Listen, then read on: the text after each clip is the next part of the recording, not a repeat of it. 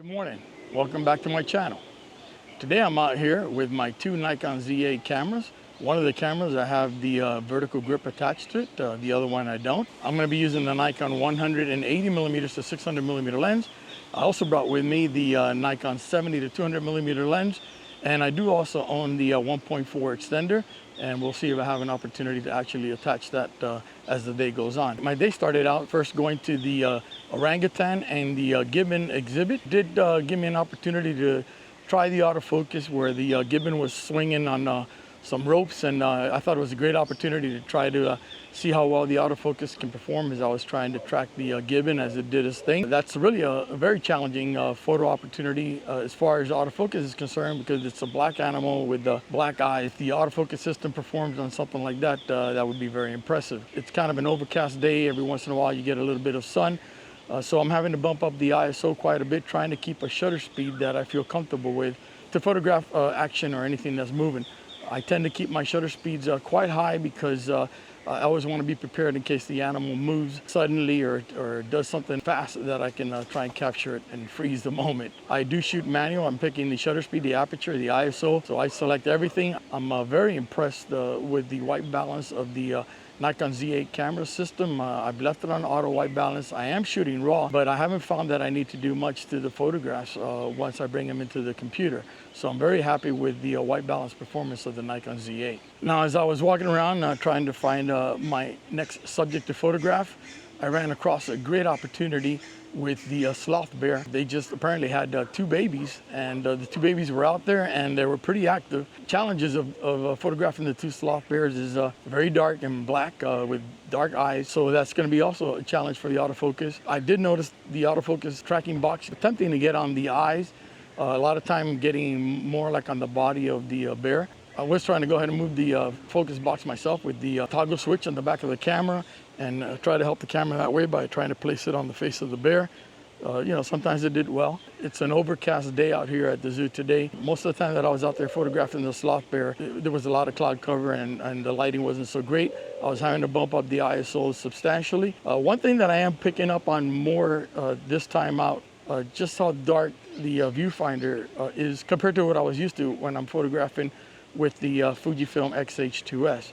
I do believe that there's the ability to go in there and make the viewfinder brighter, but I'm sure that'll burn up through the batteries. When I see these lizards out here, I go ahead and try to take a couple of photos just because I'm curious to see if the camera can perform with such a small subject and little tiny eyes. I've now gone ahead and entered the aviary. So this area here is a good area for opportunities to try and photograph some of the birds.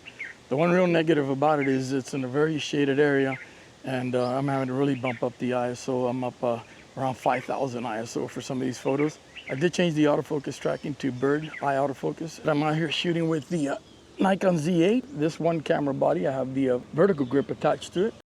When I made my initial Nikon Z8 purchase, I did not buy the vertical grip, and I thought perhaps I wouldn't need it because the camera feels quite comfortable in the hand and it's quite large. When I was photographing birds, I really felt that I needed it. There was times that my pinky didn't have a place to rest, and one of the first things I've always done with when I purchase cameras is always end up with a vertical grip. So as you can see now, I've removed the camera from the tripod for the first time out here today. The opportunities here could be anywhere, and working on a tripod wouldn't be very convenient, and I would probably miss photos. So I'm hand holding, and another thing that I've done now is I've gone ahead and turned on the image stabilizer on the lens since I am hand holding it, so that'll give me an opportunity to hopefully you know, not have any pictures out of focus because they were blurry. One thing I'm liking right now with the Nikon Z8, it starts up very quick compared to what I'm used to with the Fuji X-H2S. So that's one advantage right now that I'm seeing. As far as the startup time, when you go ahead and turn the camera on from the off position, the camera does come to life quite quickly. My shutter speed is 1/200 at 6.3, and the ISO is at 8,000, not where I want to be. It would be tempting to bring out the 70 to 200 because it is a 2.8 aperture, but these birds are not that large, and 200 millimeters to me isn't going to cut it. And they're also very skittish, so it's not like I'm going to be able to get close to them to get a decent photograph.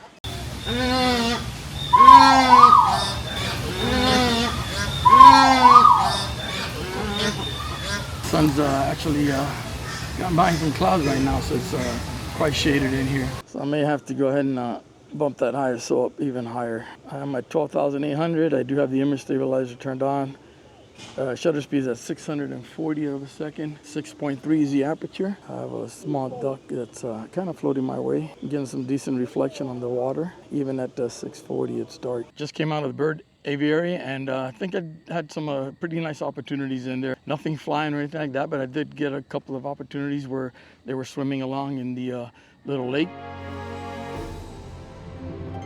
Heading to my next destination, and I came across the okapi. It's an animal that I don't photograph often because it's not exciting. I like the exhibit. It looks like it's out in nature, and the animal was relatively close to where I'm at, and I thought that would give me a good opportunity to go ahead and take some images where I could throw out that background and perhaps get something that's pretty interesting. The first couple of images I photographed using the 180 to 600 millimeter lens. And then I went ahead and switched to my second body with the 70 to 200 millimeter 2.8 lens attached. That gave me the opportunity to go ahead and get that ISO down a little bit. And also what I did is open up the aperture all the way to 2.8. I'm focusing on the eye of the animal in hopes that everything will be sharp as far as that, and then throw out that background. One negative for you regarding the 180 to 600 millimeter lens, and it's one that many people have brought it up on YouTube. I hadn't really experienced an issue with it until today. Let me tell you what it is. Tripod collar. The way they designed it, I don't know what Nikon was thinking, but boy, they dropped the ball on this one. I like to loosen it so that I can go ahead and turn it when it's on the tripod, or on, in this case, on my Wimberley head. And that does for me is I have the ability to go ahead and turn the camera into a vertical position quickly if I need to do that. I believe that the issue happened once I went ahead and took it off the tripod and started hand holding it, and I hadn't tightened the collar. Next thing I know, next time I try to put it on the tripod, the collar feels like it's loose, and I'm having issues getting it mounted on the tripod. If there's something out there that can replace this system that's better than what Nikon has done, please share with me, because I would definitely consider replacing this collar. As I was walking, I spotted the Outer Gazelle. I liked the way that it was lit, and the possibility of throwing out that background, making it look like it's out there in nature. What I did for the first image, I took the image handheld at eye level, standing up, and then I went ahead and I kneeled down so that I could change the composition that way. I think I'm gonna like the one lower to the ground a little bit better. You get more at eye level with the animal. The shutter speed was 1/3200th of a second because I was at ISO 800, and the aperture was at 6.3. I placed a square on the face of the animal, and that's how I focused. I decided to go to the Everglades exhibit and ran across an opportunity where the bald eagles were being fed. The animal that they were eating was down on the ground, and they'd tear into it, and by the time they lift that head up, which I'm hoping to get a photo with perhaps some of the food on their mouth, by the time they come up, that food was swallowed. I'm going to go ahead and wrap it up. I ask you to please like and subscribe, and I thank you guys for watching.